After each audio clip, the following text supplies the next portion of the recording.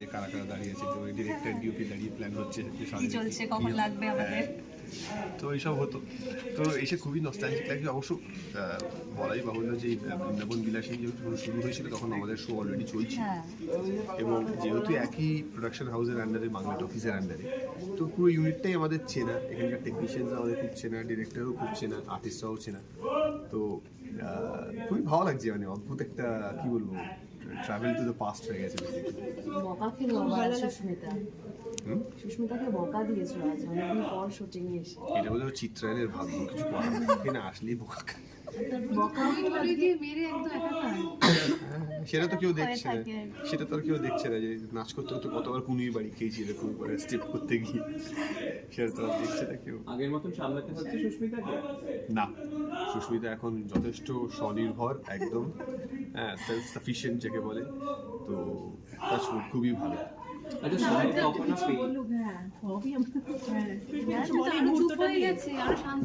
সুস্মিতা কি এখানে খাওয়া দাওয়া করে স্টুডিওতে আবার কথা মোডে চলে গেছে?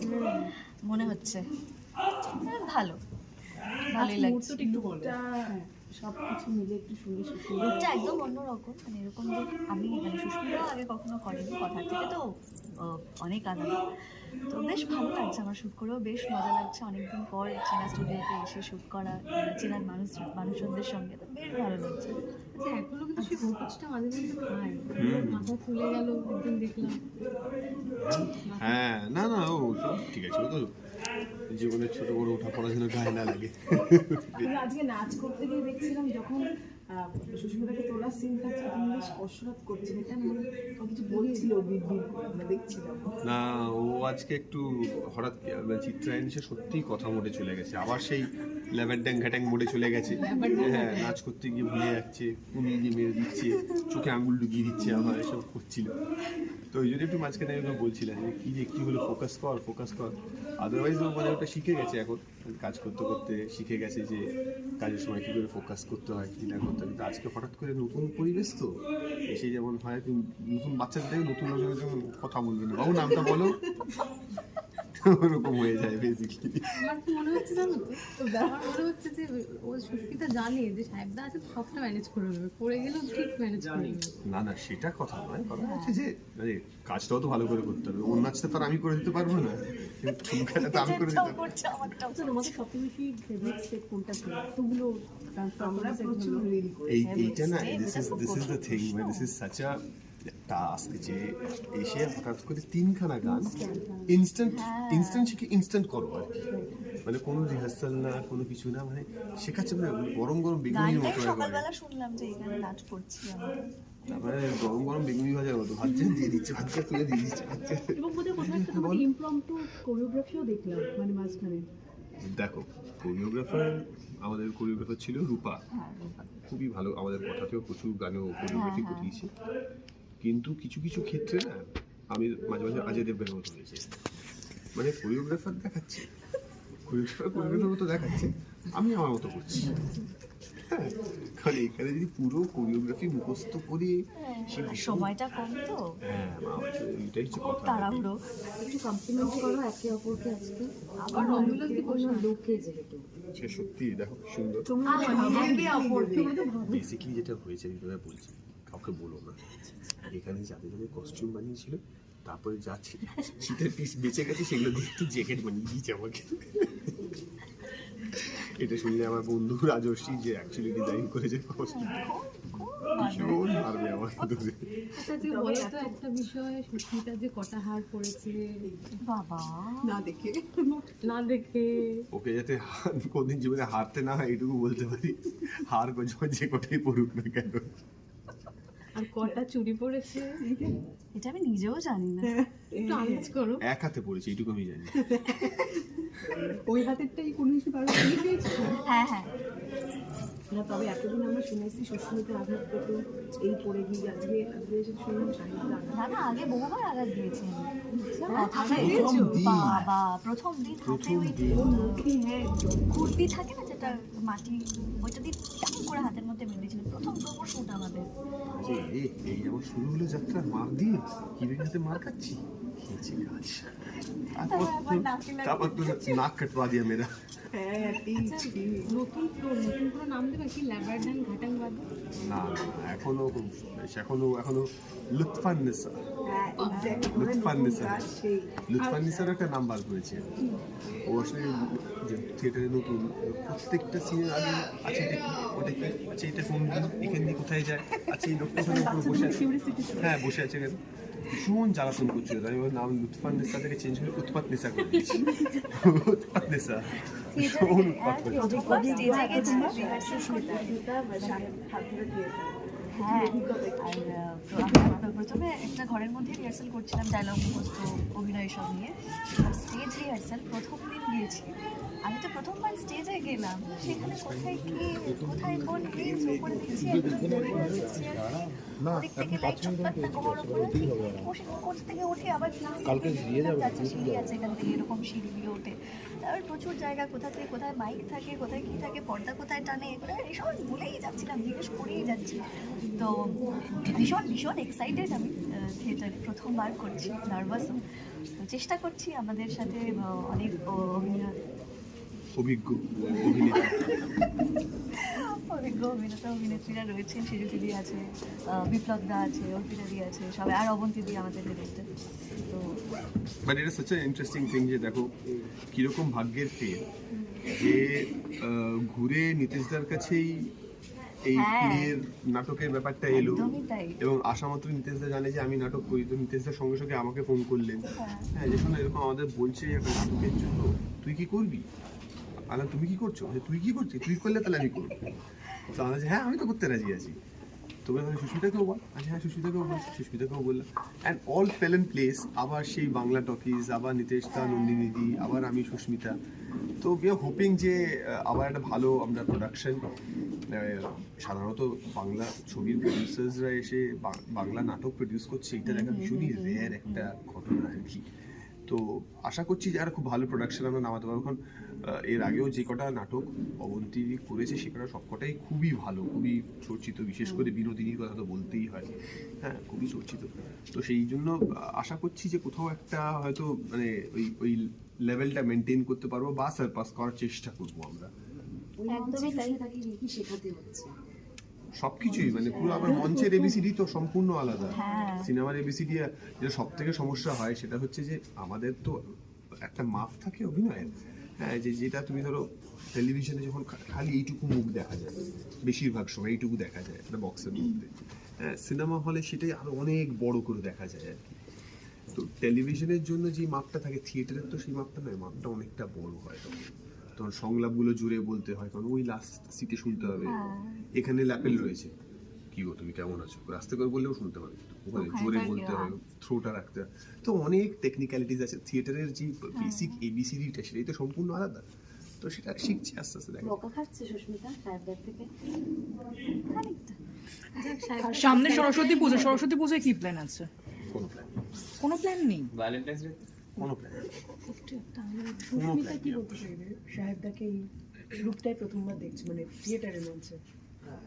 আমি শেখার চেষ্টা করছি, ভীষণভাবে শেখার চেষ্টা করছি সবার থেকে, শুধু ওর থেকে না, বাকি যারা রয়েছেন আমাদের আসলে থিয়েটারটা এত ভালো একটা মানে প্র্যাকটিস না আমাদের অ্যাক্টরদের জন্য, হ্যাঁ যে মানে এটা থেকে যে পুরো এক্সপিরিয়েন্সটা, যে এডুকেশনটা আমরা তুলতে পারি, যেটা হচ্ছে যে ইংলিশটা নিয়ে সেটাকে নিয়ে আমরা আবার টেলিভিশনের পর্দায় হোক, সিনেমার পর্দায় হোক, তো ওয়েব সিরিজও করছি এখন, তো ওয়েব সিরিজে বিভিন্ন জায়গায় সেগুলো কাজে লাগে তখন পরবর্তীকালে। এবং তাছাড়াও থিয়েটারে একটা আলাদা মানে রোমাঞ্চ আছে, একটা আলাদা একটা কি বলবো থ্রিল রয়েছে, যে লাইভ অডিয়েন্স তাদের সামনে, এটা প্রথম দিন যে আমি কি করব, হ্যাঁ তাদের সামনে পারফর্ম করা, ভালো করলে সঙ্গে সঙ্গে হাততালি পড়বে, ভালো না পড়লেও তার রিয়াকশন তুমি সঙ্গে সঙ্গে পেয়ে যাবে। তো সুতরাং তার একটা আলাদা থ্রিল রয়েছে কাজ করা।